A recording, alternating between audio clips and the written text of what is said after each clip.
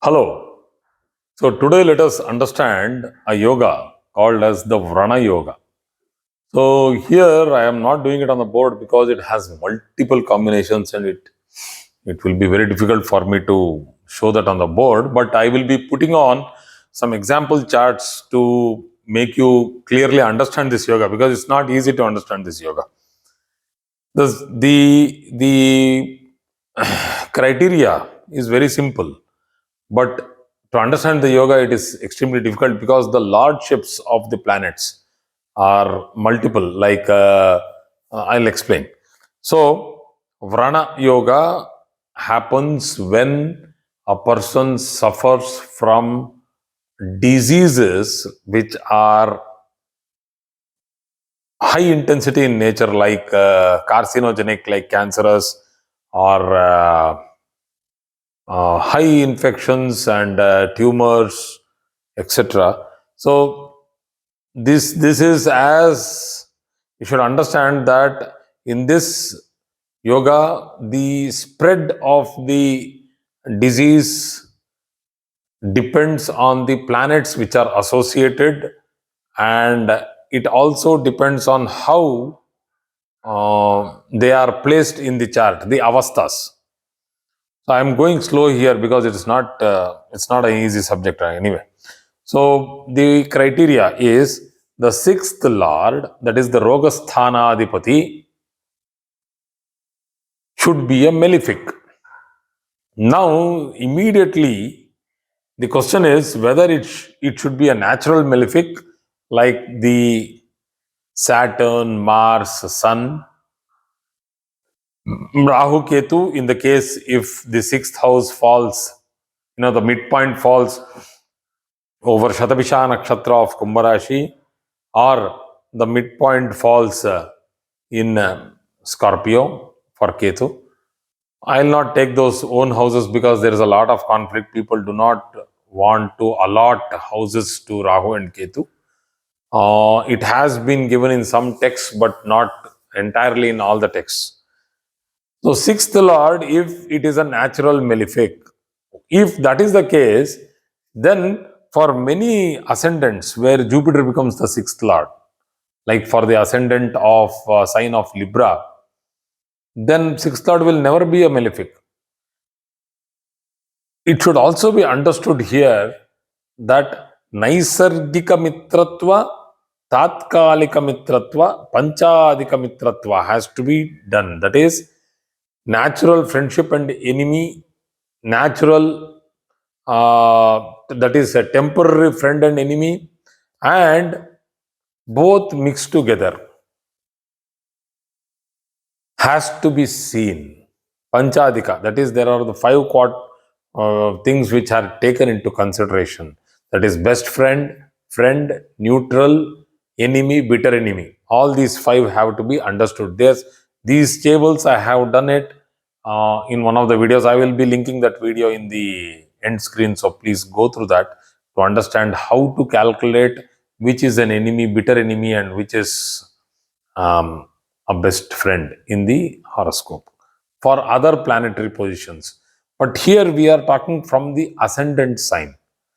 So if the sixth lord is a malefic, so for ascendants, I have been teaching, and even recently I have been putting up charts where I have explained malefics for certain ascendants. I think I have come to Leo. I'll be giving you the other charts and also the links for the videos in which I have explained the methodology to find out which is the prime malefic, which planet is the prime malefic for any given ascendant, so that you will understand. So, if the sixth lord is a malefic and it joins the ascendant or the eighth house or the 10th house, then the native has the tendency to suffer in diseases which are of the nature where it spreads, like tissue getting damaged. We call it as kidney problems, pancreas not working properly because of again tissue damage, prostate enlargement or prostate cancer. There are many things, even the breast cancer, etc. So I'll not go into all those. It's all very painful to even think about. Very tough problems which I have seen in close quarters, and I know I have taken care of the patient. I know how difficult it is to do that. But anyway, uh, we will now understand the exceptions. See, there are a lot of exceptions here.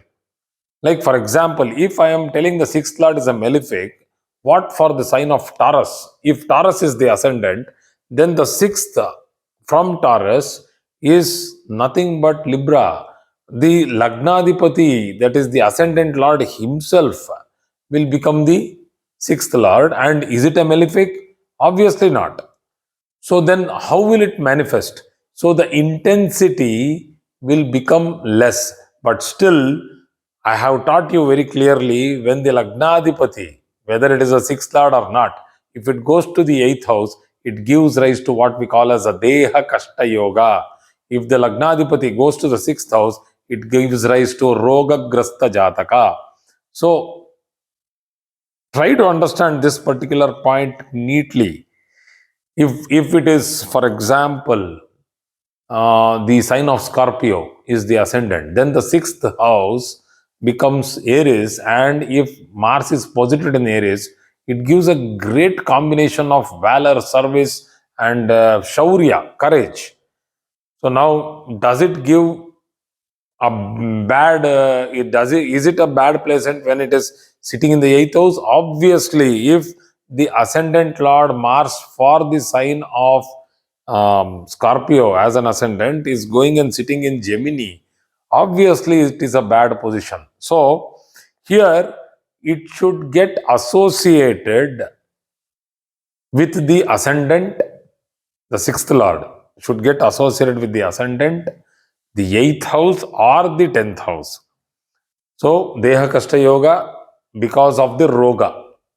So that is, because of ailment, the person will go through bodily pains and suffering. So that is the yoga. It is tough to explain this yoga because it's a negative thing, but I need to explain for medical astrology purpose. So this is for both, as a yoga is explained, and also for medical astrology. So what if planets are associated with the sixth lord in the eighth house, in the 10th house, or in the ascendant? Very important to understand this. What if planets are aspecting it, or if the sixth lord itself is aspecting the planets? So the planets involved will indicate certain problems in the body. This should also be reconfirmed from the Drakana. I have done class on Drakana, but I have not done charts on Drakana because paucity of time. I will be doing them in the coming days. So if it is associated with sun, then you know the medical astrology, and I have done detailed and significations and of every planet. And just like that, I'll once again give you some summary of it.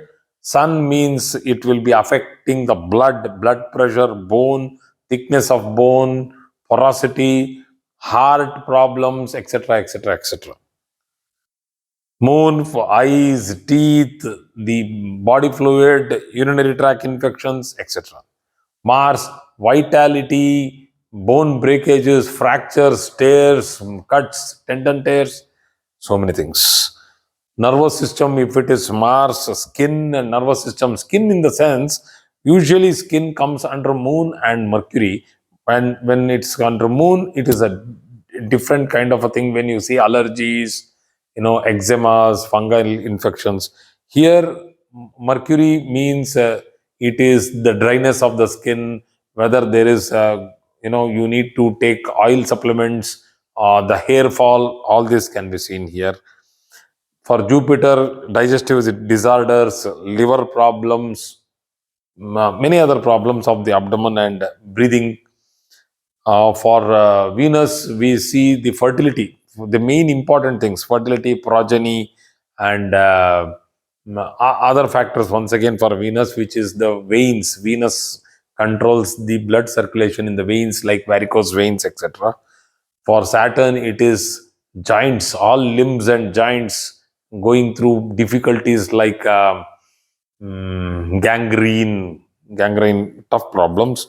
So Rahu, particularly body fluids getting accumulated, disorders, obesity, um, immune deficiencies and problems. So for Ketu, it is hallucinations, mental impairment, thinking irrational, and temperamental issues, even problems of getting the teeth removed and drilling or putting giants, bolts, nuts. So many things happen. Uh, it's not one thing that happens here. So a lot of things are there, and all these things are clearly defined in a horoscope. So when we go through this yoga, once again I'll explain, the sixth lord is very important for this yoga, and it being associated with the ascendant, the eighth house or the 10th house, gives rise to this yoga. And the fact that what if it is associated with the ascendant lord and not in the ascendant? Yes, there will be a yoga, but not to this extent. What if it is associated with the eighth lord and not the eighth house? Yes, there will be a yoga, but not to this extent. So the intensity keeps changing depending on which planet it is placed with, whether the sixth lord and the eighth lord are friends. You need to understand that by understanding the lordships, their avasthas, the degrees of placement, whether they are close by or far away. So this is a tough yoga to explain just like that in theoretical way. I have explained it theoretically, but I will be taking it on the the green chalkboard. The old style is the best style. I will be showing you the chart in both North Indian style and the South Indian style. So let us go to it in the next class. So thank you very much for today's class.